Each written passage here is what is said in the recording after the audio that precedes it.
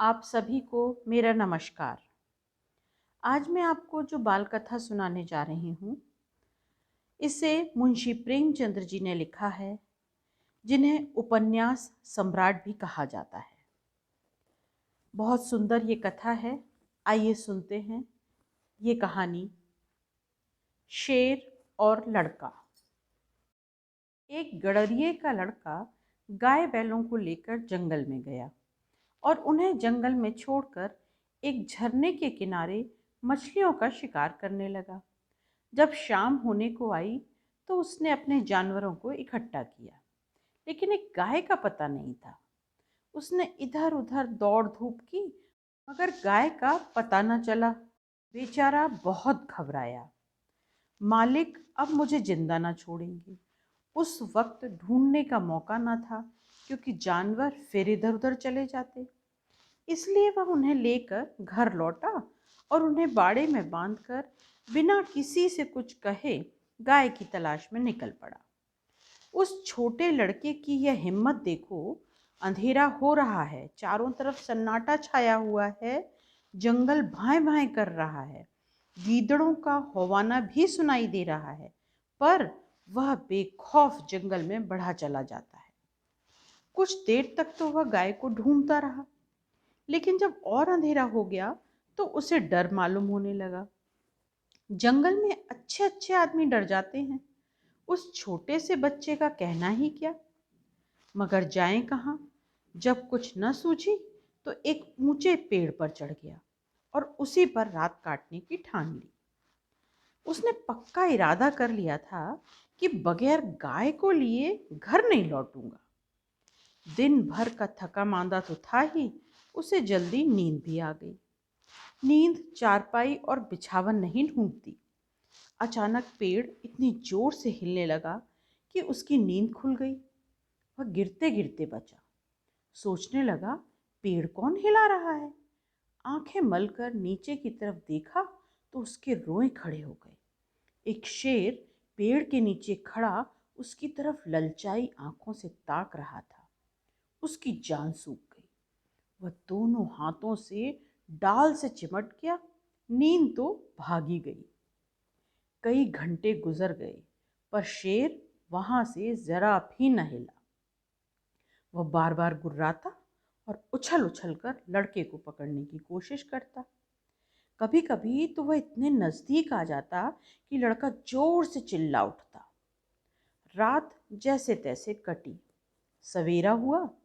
लड़के को कुछ भरोसा हुआ कि शायद शेर उसे छोड़कर चला जाए, मगर शेर ने हिलने का नाम तक न लिया। सारे दिन वह उसी पेड़ के नीचे बैठा रहा। शिकार सामने देखकर वह कहाँ जाता।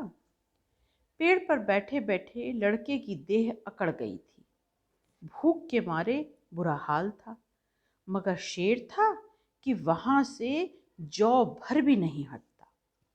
उस जगह से थोड़ी दूर पर एक छोटा सा झरना था। शेर कभी कभी उस तरफ ताकने लगता था। लड़के ने सोचा कि शेर प्यासा है। उसे कुछ आस बंधी कि ज्यों ही वह पानी पीने जाएगा, मैं भी यहाँ से खिसक चलूंगा। आखिर शेर उधर चला। लड़का पेड़ पर से उतरने की फिक्र कर ही रहा था कि शेर पानी पीकर फिर लौट आया। शायद उसने भी लड़के का मतलब समझ लिया था। वह आते ही इतनी जोर से चिल्लाया और ऐसा उछला कि लड़के के हाथ पांव ढीले पड़ गए, जैसे वह नीचे गिरा जा रहा हो। मालूम होता था हाथ पांव पेट में घुसे जा रहे हैं। ज्यों त्यों करके वह दिन भी बीत गया। जैसे जैसे रात होती जाती थी, शेर की भूख और तेज होती जाती थी। शायद उसे यह सोच सोच कर गुस्सा आ रहा था कि खाने की चीज तो सामने रखी है और मैं 2 दिन से भूखा बैठा हूं, क्या आज भी एकादशी रहेगी। वह रात भी उसे ताकते ही बीत गई। तीसरा दिन भी निकल आया। मारे भूख के उसकी आंखों में तितलियां सी उड़ने लगी। डाल पर बैठना भी उसे मुश्किल मालूम होता था। कभी कभी तो उसके जी में आता कि शेर मुझे पकड़ ले और खा जाए। उसने हाथ जोड़कर ईश्वर से विनय की, भगवान, क्या तुम मुझ गरीब पर दया न करोगे? शेर को भी थकावट मालूम हो रही थी। बैठे बैठे उसका जी ऊब गया था। वह चाहता था कि किसी तरह जल्दी से शिकार मिल जाए। लड़के ने इधर उधर निगाह दौड़ाई, कोई नजर ना आ जाया, मगर कोई भी न दिखा। तब वह चिल्ला चिल्ला कर रोने लगा, मगर वहां उसका रोना कौन सुनता था। आखिर उसे एक उपाय सूझा। वह पेड़ की फुनगी पर चढ़ गया और अपनी धोती खोलकर उसे हवा में उड़ाने लगा। शायद किसी शिकारी की नजर पड़ जाए। एकाएक वह खुशी से उछल पड़ा। उसकी सारी भूख, सारी कमजोरी गायब हो गई। कई आदमी झरने के पास खड़े उस उड़ती हुई झंडी को देख रहे थे। शायद उन्हें अचंभा हो रहा था कि जंगल के इस पेड़ पर झंडी कहाँ से आई। लड़के ने उन आदमियों को गिना, 1, 2, 3, 4। जिस पेड़ पर लड़का बैठा था वहाँ की जमीन कुछ नीची थी। उसे ख्याल आया कि अगर वे लोग मुझे देख भी लें तो उनको यह कैसे मालूम होगा कि इसके नीचे 3 दिन का भूखा शेर बैठा हुआ है। अगर मैं उन्हें होशियार न कर दूं तो यह दुष्ट किसी न किसी को जरूर चट कर जाएगा। यह सोचकर वह पूरी ताकत से चिल्लाने लगा। उसकी आवाज सुनते ही वे लोग रुक गए और अपनी अपनी बंदूकें संभाल कर उसकी तरफ ताकने लगे। लड़के ने चिल्लाकर कहा, होशियार रहो, होशियार रहो, इस पेड़ के नीचे एक शेर बैठा हुआ है। शेर का नाम सुनते ही वे लोग संभल गए, चटपट बंदूकों में गोलियां भरीं और चौकन्ने होकर आगे बढ़ने लगे। शेर को क्या खबर कि नीचे क्या हो रहा है। वह तो अपने शिकार की ताक में घात लगाए बैठा था।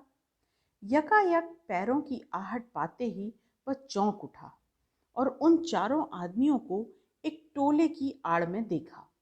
फिर क्या कहना था। उसे मुंह मांगी मुराद मिली। भूख में सब्र कहाँ। वह इतने जोर से गरजा कि सारा जंगल हिल गया। उन आदमियों की तरफ जोर से छलांग मारी, मगर वे लोग पहले ही से तैयार थे। चारों ने एक एक गोली चलाई। दन दन दन दन आवाज हुई। चिड़ियां पेड़ों से उड़कर भागने लगी। लड़के ने नीचे देखा, शेर जमीन पर गिरा पड़ा था। वह एक बार फिर उछला और फिर गिर पड़ा। फिर वह हिला तक नहीं। लड़के की खुशी का क्या पूछना। भूख प्यास का नाम तक न था। चटपट पेड़ से उतरा तो देखा सामने उसका मालिक खड़ा है। वह रोता हुआ उसके पैरों पर गिर पड़ा। मालिक ने उसे उठाकर छाती से लगा लिया और बोला, क्या तू 3 दिन से इस पेड़ पर था? लड़के ने कहा, हाँ, उतरता कैसे, नीचे शेर बैठा हुआ था। मालिक बोला, हमने तो समझा कि किसी शेर ने तुझे मारकर खा लिया। हम चारों आदमी 3 दिन से तुझे ढूंढ रहे हैं। तूने हमसे कहा तक नहीं और निकल खड़ा हुआ। लड़का बोला, मैं डरता था, गाय जो खोई थी। मालिक बोला, अरे पागल, गाय तो उसी दिन आप ही आप चली आई थी। भूख प्यास से शक्ति तक न रहने पर भी लड़का हंस पड़ा। मुंशी प्रेमचंद जी की बच्चों के लिए लिखी ये कहानी आपको कैसी लगी, मुझे ज़रूर बताइएगा। आपकी प्रतिक्रियाओं के इंतज़ार में।